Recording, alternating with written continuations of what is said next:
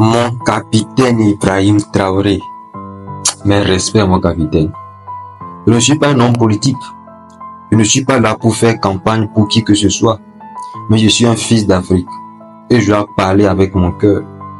Aujourd'hui, dans toute l'Afrique, oui, dans toute l'Afrique, vous êtes le seul président que la jeunesse admire sincèrement, sans calcul, sans hypocrisie.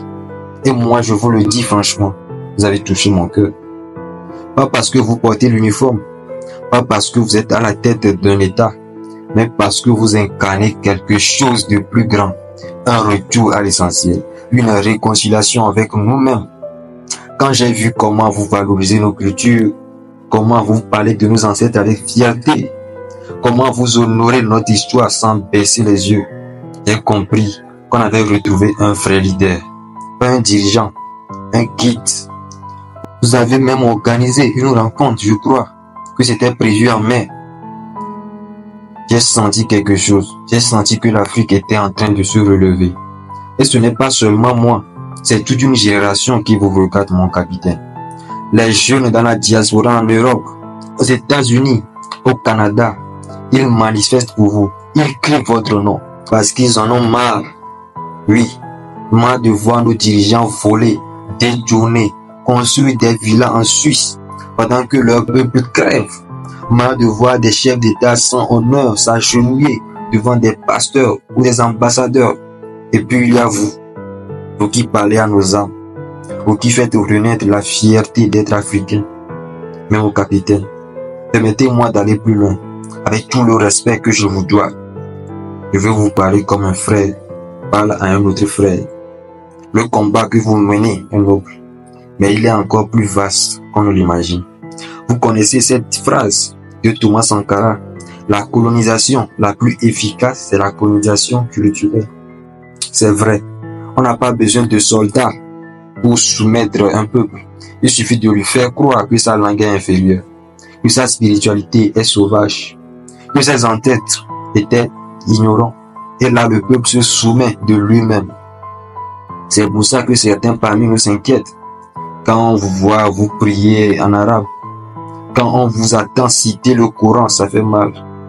Non pas parce que on rejette la foi, mais parce que on sait d'où ça vient et ce que ça cache. L'Afrique ne peut pas se libérer à moitié. Elle ne peut pas redevenir souveraine avec une âme étrangère. Et vous le savez bien, l'islam comme le christianisme a été utilisé pour casser nos civilisations, pour effacer nos croyances, pour faire oublier qui nous étions. Nos ancêtres ont été massacrés par les colonisateurs d'Europe, oui, mais aussi par ceux qui sont venus du Nord. Et aujourd'hui encore, ce sont ces héritages qu'on célèbre dans nos églises et nos mosquées. Alors, mon capitaine, je vous en supplie, soyez homme du grand retour. Le retour à nos traditions, le retour à nos ancêtres, le retour à nous-mêmes. Parce que pour maudire un peuple, il suffit de maudire sa culture. Et pour redonner vie à un peuple, il faut réanimer les racines. Vous êtes un symbole pour cette jeunesse, mon président. Vous êtes notre fierté. Pendant que d'autres présidents se font taper la tête par des pasteurs devant les caméras, pendant que certains se prosternent devant les puissances étrangères, vous, mon capitaine, vous restez droit. Vous incarnez la dignité. Mais ne laissez aucune faille, ni politique, ni religieuse, ni culturelle. L'Afrique a besoin d'un guide entier, pas moitié arrancé.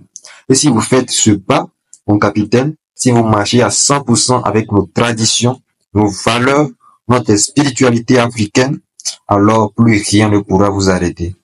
Et vous ne serez pas seulement le président du Burkina Faso, vous serez le capitaine de toute l'Afrique en marche.